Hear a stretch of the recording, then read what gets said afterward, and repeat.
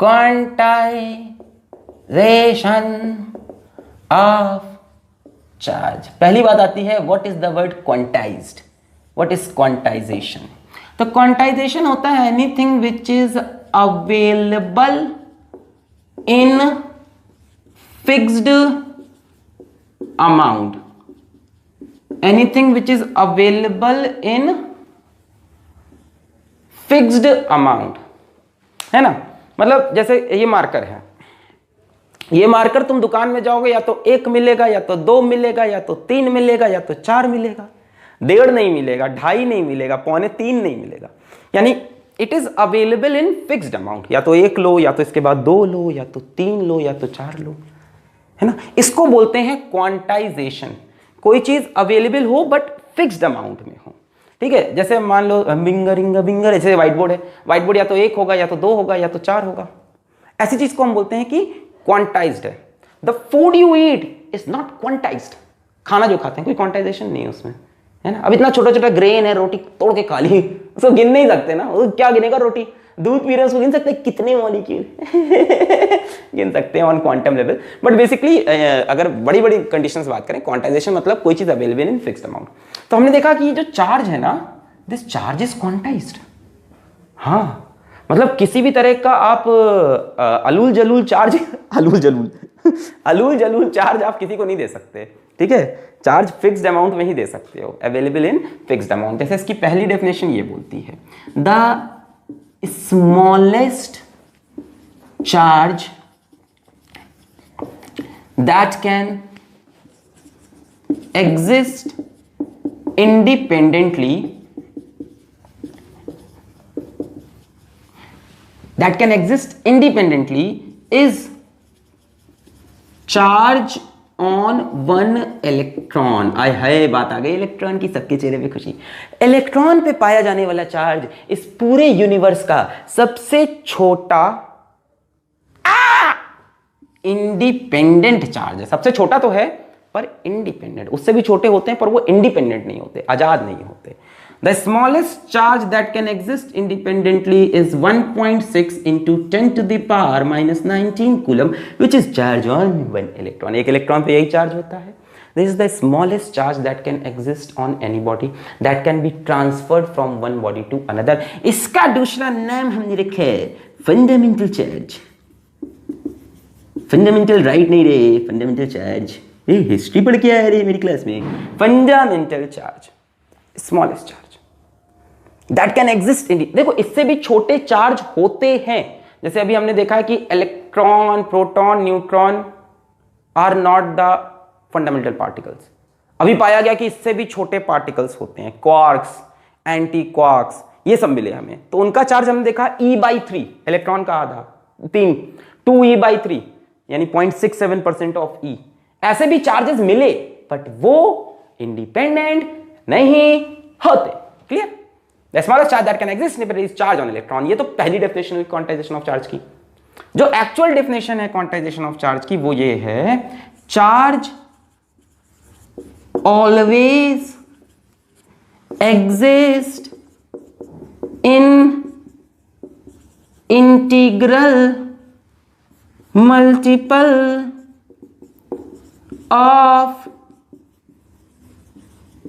Fundamental charge. Charge हमेशा fundamental charge के integer multiples में मिलेगा। सबसे छोटा चार्ज क्या मिलेगा आपको, 1e या -1e। अगला चार्ज आपको मिलेगा 2e या -2e। अगला चार्ज मिलेगा 3e या -3e। अगला चार्ज मिलेगा 4e या -4e and so on plus ne या -ne। यानी इंटीजर में ही बढ़ सकता है e के मल्टीपल्स में। सबसे छोटा चार्ज यूनिवर्स का e, उससे बड़ा 2e, उससे बड़ा 3e। 2.5e जैसा चार्ज नहीं मिल सकता। You can never find a charge such as 2.5e। No, ये चार्ज कभी एक बॉडी से दूसरे पे ट्रांसफर नहीं हो सकता। भाई सबसे छोटा चार्ज इलेक्ट्रॉन ही है। किसी बॉडी को चार्ज करने का तरीका होता है कि या तो उसको इलेक्ट्रॉन दे दो या तो उससे इलेक्ट्रॉन ले लो। तो भैया एक बार में एक ही इलेक्ट्रॉन तो निकालोगे, या 2 इलेक्ट्रॉन निकालोगे, या 3 इलेक्ट्रॉन निकालोगे। जब इलेक्ट्रॉन निकालोगे तो बॉडी पे उतना पॉजिटिव चार्ज, इलेक्ट्रॉन दोगे तो बॉडी पे उतना नेगेटिव चार्ज। तो एक बार बॉडी को 2 इलेक्ट्रॉन दिया -2 चार्ज, 2 इलेक्ट्रॉन लिया +2 चार्ज। तो इस तरह के चार्ज एग्जिस्ट कैसे करेंगे? 2.5 इलेक्ट्रॉन निकाल सकते हो क्या? मैं बोलूं बॉडी को +2.5 इलेक्ट्रॉन का चार्ज देना है, मतलब उसमें से 2.5 इलेक्ट्रॉन काट के निकाल ही नहीं सकते अपन, इंडिपेंडेंट है ही नहीं। इससे छोटी चीज मैं बोलूं 3/7 इलेक्ट्रॉन माइनस, ऐसा एग्जिस्ट करेगा? समझ गए ना चार्ज कोई चीज होती कैसे है? या तो उसमें इलेक्ट्रॉन का लॉस होता है या तो इलेक्ट्रॉन का गेन। तो भैया किसी चीज को 1 इलेक्ट्रॉन दोगे तो -1 चार्ज, 2 दोगे -2e, 3 दोगे -3e चार्ज। इस तरह से +2e +3 ऐसे चार्ज हो सकते हैं। किसी पे 2.5e -3/7 इस तरह के चार्जेस एग्जिस्ट नहीं कर सकते। क्लियर है? ये है क्वांटाइजेशन ऑफ चार्ज। इसको अगर एक लाइन में लिखें तो हम लिखते हैं Q is equal to +-ne। समझ ही गए होगे अब तक। Q is charge on any body, N should always be integer, E is charge on electron and Q is the charge on any body. Q is the charge on any body. Charge on any body. E is charge on electron. E is charge on electron. Note करो फिर इस पे एक सवाल करा देते हैं। Note करें इसको फिर इस पे हम एक सवाल कराते हैं। गाता रहे मेरा दिल, एनर्जी में रहना है पहली क्लास से। तू ही मेरी मंजिल, हाय कहीं बीते ना ये रातें, कहीं बीते ना ये दिन। स्केड्यूल आएगा 1-2 दिन में, सर अगला लेक्चर कब आएगा? अपना टाइम आएगा रे बच्चा, पहले इसको तो कर ले। Q is equals to +-ne। सबसे छोटा चार्ज इलेक्ट्रॉन का, उसके बाद जो मिलेगा 2e 3e 4e 5e 6e ne -1e -2e। समझ गए? किसी चीज को इलेक्ट्रॉन 1 2 3 4 5 बंद करो ये अत्याचार, 1 2 3 4 बंद करो ये अत्याचार, मिटा दूं? अच्छा, यानी Q is equals to +-ne। इसको मैं फिर से लिख लूं? लिख लो सर। आपका बोर्ड, आपका मार्कर, आपका चैनल ना, चैनल हम सबका। आप हैं तो हम हैं। Q is equals to +-ne। इसमें Q है charge on any body, N is integer and E is charge on electron। E की वैल्यू सबको पता ही है 1.6 इंटू 10⁻⁻19 कूलम। ठीक है, क्वांटाइजेशन ऑफ चार्ज की ये इक्वेशन। जैसे मान लो इस पे सवाल क्या आ सकता है? सवाल आ गया इस पे, can a charge of 8 × 10⁻18 coulomb be given to a body। क्या किसी बॉडी को इतना पॉजिटिव चार्ज दिया जा सकता है? अरे वाह, चार्ज में कंडीशन है। कुछ भी अलूल जलूल चार्ज बॉडी एक्सेप्ट नहीं करेगी। क्या इतना चार्ज बॉडी को दे सकते हैं? चलो चेक करें। Q is equals to ne। Q की वैल्यू 8 × 10⁻18 कूलम, N नहीं पता, E 1.6 × 10⁻⁻19 कूलम। बोलो सही है? इसको 8 × 10⁻18, चलो 18 रह देते हैं, -18 कर लो, चलो ठीक है, कोई दिक्कत नहीं है, सभी सही आएगा। अच्छा, यहां से जरा n की वैल्यू निकालते हैं। सैंपल क्वेश्चन है। n की वैल्यू है 8 × 10⁻⁻18 अपॉन 1.6 × 10⁻⁻19। n की वैल्यू निकाल रहे हैं, ठीक है। मैंने इस चार्ज को चेंज कर दिया, 10⁻18 कर दिया। किसी में भी चेक कर सकते हो, कोई दिक्कत नहीं है, अभी सैंपल सवाल है। अच्छा, ये ऊपर जाएगा, n इज इक्वल टू, यहां कर लूं, n is equal to 8 upon 1.6, 10⁻⁻19 ऊपर जाके +19, तो ये बचेगा 10। बोलो हाँ या ना? ये ऊपर गया, बोलो +19, 18 - 18 इज 10। 1.6 से 8 को काटो तो 5 गुने में कट जाएगा, 5 6 33 गया हासिल, 5 1 5 3 8, वाह वाह वाह वाह वाह। यानी n की वैल्यू 50 आई। क्या n की वैल्यू इंटीजर है? Yes sir. तो ये चार्ज दिया जा सकता है। यही तो कंडीशन थी कि n should be N integer. इसको अगर तुम आराम से समझो तो मतलब 50 इलेक्ट्रॉन का खेल है। कैसा चार्ज चाहिए? पॉजिटिव। यानी अगर इस बॉडी से 50 इलेक्ट्रॉन खींच के निकाल लिए जाएं तो इसके ऊपर इतना पॉजिटिव चार्ज आ जाएगा। अब मान लो यही n की वैल्यू आ जाती 49.8, मतलब 49.8 इलेक्ट्रॉन, खेल खराब। n should come out. तो अगर आपसे कभी भी सवाल आता है कि क्या इतना चार्ज दिया जा सकता है, क्या इतना चार्ज ट्रांसफर कर सकते हैं, तो आप ये इक्वेशन यूज कर लो। q की जगह जो चार्ज दिया है वो डाल दो, e की जगह 1.6 10⁻⁻19 डाल दो। अगर n निकल के इंटीजर आता है, 50 आए, 40 आए, 400 आए, 4000 आए, अगर इंटीजर आता है तो आंसर होगा यस, और अगर इंटीजर नहीं आता तो आंसर नो। फीलिंग भी समझा दी मैंने, फील दे दिया। इंटीजर का मतलब कि 50 इलेक्ट्रॉन निकालने हैं, जो कि पॉसिबल है। टिंग टिंग टिंग टिंग। क्वांटाइजेशन ऑफ चार्ज क्लियर हो गया आपको, समझ में आ गया। क्वांटाइजेशन ऑफ चार्ज समझ में आया क्या? मिटा रहे हैं इसको। ओके, तो आज के लेक्चर में मुझको यही बेसिक बेसिक बातें करनी थी आपसे। Conservation of charge, quantization of charge, charge क्या होता है। अच्छा, एक और चीज होती है कि बॉडी को चार्ज कैसे करते हैं। एनसीईआरटी में दे रखा है, बहुत लेंदी दे रखा है, उतना पढ़ने का आपको बहुत जरूरत नहीं है। वेज टू चार्ज, 5-10 मिनट का टॉपिक, जल्दी समझ लो कैसे कैसे चार्ज कर सकते हैं। तो सबसे पहला होता है अपना चार्जिंग बाय कंडक्शन रे, चार्जिंग बाय कंडक्शन रे, चार्जिंग बाय कंडक्शन रे।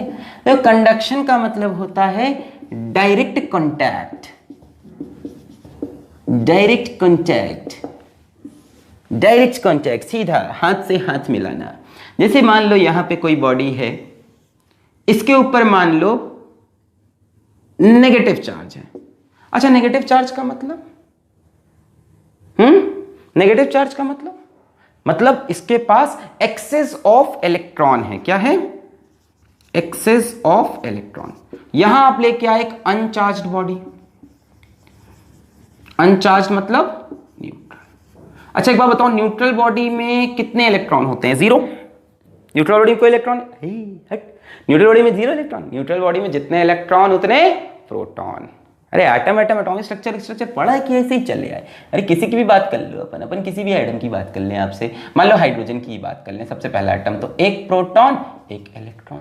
अपन किसी भी एटम को, न्यूट्रल एटम कोई भी उठा लो, तुम्हारा जो मन करे। अरे जो मन करे, सोडियम उठा लिया, तो सोडियम के पास 11 प्रोटॉन 11 इलेक्ट्रॉन। तो जब भी कोई चीज न्यूट्रल है, कुछ भी उठा लो, तुम्हारा जो मन करे यार, जो भी एटम तुम एटॉमिक स्ट्रक्चर से उठा लो, उसके पास जितने प्रोटॉन उतने इलेक्ट्रॉन। तो इसके पास जितने प्रोटॉन उतने इलेक्ट्रॉन। अनचार्ज, समझ में आ गया? अच्छा, ये अनचार्ज बॉडी हम लेके आए, इसको हमने इसके साथ टच कराया,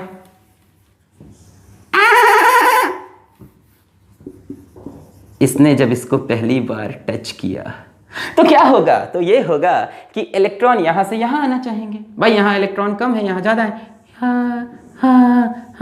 इलेक्ट्रॉन यहां से यहां आएंगे। थोड़ी देर बाद हम पाएंगे कि इस पे नेगेटिव चार्ज थोड़ा कम हो गया और इस पे भी थोड़ा सा नेगेटिव चार्ज आ गया। बोलो सही है? बोलो सही है? क्या बराबर से बटेगा? अगर शेप, साइज, मटेरियल सेम है तब तुम कह सकते हो। देखो इसमें यहां लिख लो, if shape, size, material of both conductor, ये कंडक्टर होंगे ना, तभी तो कंडक्ट हुआ charge, of both conductor is same.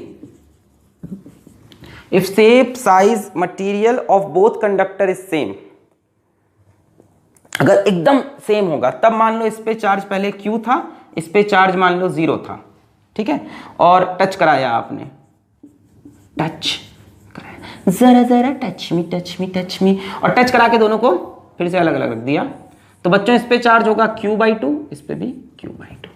पर ऐसा तभी होगा जब शेप, साइज, स्ट्रक्चर सेम हो, अदरवाइज चार्ज अनइवनली डिस्ट्रीब्यूट हो जाते हैं। डिपेंड करता है कौन ज्यादा कंडक्टिंग, इसका शेप कैसा है, साइज कैसा है, कोनिका है, ऐसे मतलब कोनी टाइप की है कि ये सही है, समझ रहे हो, मतलब शार्प है कि शार्प नहीं है। चार्जिंग बाय कंडक्शन क्लियर है? तो इस चीज को हमने कैसा चार्ज कर लिया, नेगेटिव। पॉजिटिव चार्ज करना हो तो कोई पॉजिटिव चार्ज बॉडी से इसको टच करा दें तो पॉजिटिव चार्ज हो जाएगा। क्लियर? अच्छा, दूसरा होता है अपना चार्जिंग बाय इंडक्शन।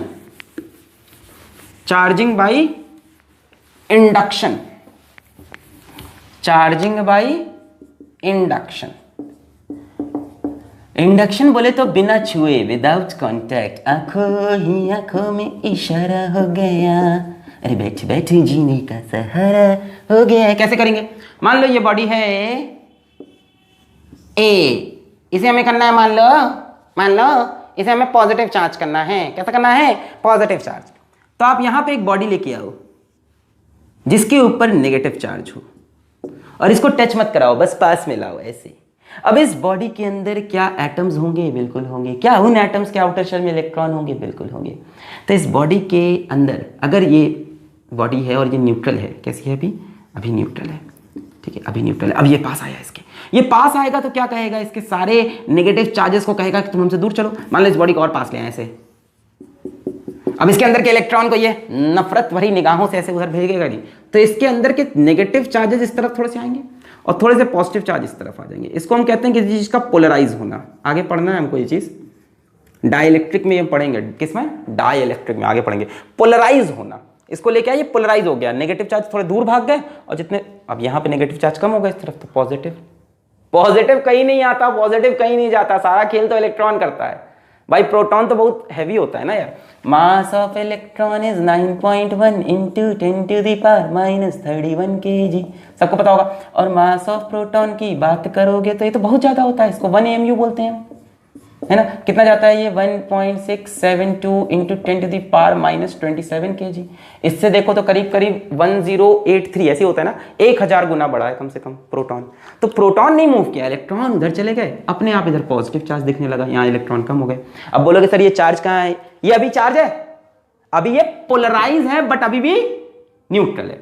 अब एक काम करो, एक कंडक्टिंग बॉडी बी ली मैंने और B को इससे टच करा दिया। एक कंडक्टर लिया मैंने B और B को इससे टच करा दिया। अब भाई B भी कैसा था? न्यूट्रल था। अब B जब इस कोने से टच कराओगे तो यहां का चार्ज यहां फ्लो करेगा ड्यू टू कंडक्शन, ये एक्सेस इलेक्ट्रॉन इधर फ्लो करेंगे। अब इसको हटा दो और A और B को सेपरेट कर दो। नहीं, इसको मत हटाओ, सिर्फ A और B को सेपरेट करो, वेरी सॉरी। अब A और B को सेपरेट कर दो, ये A ये B, तो A के ऊपर रह जाएगा पॉजिटिव चार्ज, B पे आ जाएगा नेगेटिव चार्ज। यहां पे इसको बना के रखा था ताकि ये नेगेटिव चार्ज को रिपेल करता रहे और पॉजिटिव को पकड़ा रहे। इन दोनों को तुमने क्या कर दिया? सेपरेट। कहानी समझ में आई? किसी बॉडी को पॉजिटिव चार्ज करना है तो क्या करो? एक नेगेटिव चार्ज बॉडी को लेके आओ, वो क्या करेगा? इसके नेगेटिव चार्ज को रिपेल करके एक कोने में कर देगा, पॉजिटिव इधर आ जाएंगे अपने आप। ए नेगेटिव को देख के ले ले ले ले ले ले ले ले ले, और हम बोलेंगे क्या हो गया? पोलराइज। पर अभी भी ये क्या है? न्यूट्रल है। फिर हमने कहा यार एक काम करते हैं, इसके नेगेटिव चार्जेस को कहीं हम दान दे देते हैं। तो हम एक B कंडक्टर लाए, लाके जैसे पुचुक से चिपका दिया। चिपकते ही इसने कहा लाओ सारे इलेक्ट्रॉन इधर लाओ, और इसको हम पकड़े रहे, इनको हम सेपरेट करने लगे। इसको पकड़े रहे तो नेगेटिव चार्ज को रिपेल करता रहा, पॉजिटिव को पकड़ा रहा। थोड़ी देर बाद A पॉजिटिव चार्ज हो गया, B नेगेटिव चार्ज हो गया। This is the way to charge a body by induction. अगर मैं आपसे पूछूं कि A को नेगेटिव चार्ज कैसे करोगे, तो यहां पे तुम क्या लेके आओगे? Positive charge. तब इधर नेगेटिव आएगा, उधर पॉजिटिव, पॉजिटिव फ्लो कर जाएगा नेगेटिव। क्लियर है? क्लियर है? जो हमारा नियर एंड होता है उस पे अपोजिट चार्ज आता है, जो फार्दर एंड होता है उस पे सिमिलर चार्ज आता है। ये चीज मैग्नेटिज्म में भी होगी, सुन लो। जो नियर एंड आता है उस पे अपोजिट पोलैरिटी, जो फार्दर एंड आता है उस पे सेम पोलैरिटी। क्लियर है? क्लियर है? इसको करने का किताब में एक और तरीका बना रहता है, ऐसे किताब में ऐसे बना रहता है। इसमें ज्यादा टाइम नहीं देना अपने को, बहुत डिटेल में इसमें घुसना नहीं है, तो ये सवाल आते नहीं। जैसे एक तरह ऐसे बनाया जाता है, मान लो यहाँ पे एक इंगम बिंगा डिंगा रे, एक बॉडी A है, वही A को मान लो तुम्हें इस बार नेगेटिव चार्ज करना है, तो तुम यहाँ पे क्या लेके आओगे? एक बॉडी लेके आओगे जिसके ऊपर पॉजिटिव चार्ज है। वो क्या करेगा? A के इलेक्ट्रॉन को इधर खींच लेगा, इस तरफ A का सारा पॉजिटिव चार्ज दिखने लगेगा। ठीक है, ठीक है, ठीक है, ठीक है, A पोलराइज हो गया। अब B बॉडी की नहीं यूज करनी है हमें, इस बार B बॉडी नहीं यूज करनी है, तो हम क्या करेंगे? A के इस एंड को अर्थ कर देंगे, अर्थिंग कर देंगे। अर्थ भाई क्या होता है? अर्थ है ओशियन ऑफ इलेक्ट्रॉन, ये सागर है इलेक्ट्रॉन का। अब अर्थ क्या करेगा? इस एंड पे कहेगा अरे बेटा तुम्हारे पास पॉजिटिव चार्ज है, कोई बात नहीं बच्चा, मैं धरती माता हूं, मैं तुम्हें इलेक्ट्रॉन दूंगी। और इस तरफ इलेक्ट्रॉन फ्लो करा देगा, इस तरफ के चार्ज को खत्म कर देगा। इस बॉडी को पकड़े रहो ताकि ये पॉजिटिव चार्ज को रिपेल करता रहे, और इस पे इलेक्ट्रॉन आता जाएगा, मतलब ये पोर्शन न्यूट्रल होता जाएगा, और इधर से तो ये नेगेटिव हो ही चुका है। थोड़ी देर बाद आप देखोगे ये बॉडी नेगेटिवली चार्ज हो गई। तो एक तरीका अर्थिंग करने का भी है, अर्थ कर दो इस तरफ के चार्ज की। क्लियर है? पर इसको पकड़े रहना ताकि वो पॉजिटिव को रिपेल करो, नेगेटिव को इधर खींचे रहे। तो ये था चार्जिंग बाय इंडक्शन, आंखों ही आंखों में इशारा हो गया, विदाउट कॉन्टैक्ट। तीसरा तरीका होता है charging by friction. Charging by friction, charging by friction का इस्तेमाल हम ज्यादातर करते हैं इंसुलेटर्स में। कंडक्शन और इंडक्शन दोनों कंडक्शन में थे, फ्रिक्शन का ज्यादातर इस्तेमाल हम करते हैं इंसुलेटर्स में, है ना। अब बोलोगे सर ये कहां होता है? ये कहां होता है? मान लो हम 2 बाजी के बच्चे हैं आपस में रब कर दें, ऐसे गड़ गड़ गड़ गड़ गड़ गड़ गड़ गड़ गड़ गड़ गड़। अच्छा, रब करोगे तो क्या होगा, कुछ इलेक्ट्रॉन इधर उधर छटक के गिर जाएगा। क्या बताया है जरा आपने, ऐसा तो कभी कोई बताता ही नहीं, ऐसे छटक के इलेक्ट्रॉन ऐसे गिर जाएगा घिसते घिसते, है ना।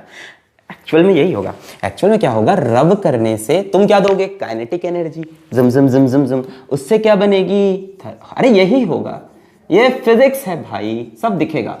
उससे क्या बनेगी, रगड़ोगे उससे क्या बनेगी, काइनेटिक एनर्जी से थर्मल एनर्जी।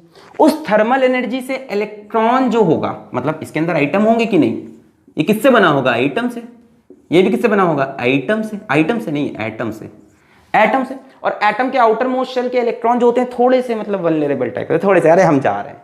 तो जो आउटर मोस्ट शेल के इलेक्ट्रॉन होंगे, आउटर मोस्ट शेल के जो इलेक्ट्रॉन होंगे, ये इन एनर्जी को पाके थोड़ा सा मुस्कुराएंगे, वाह एनर्जी, मैं तो चला।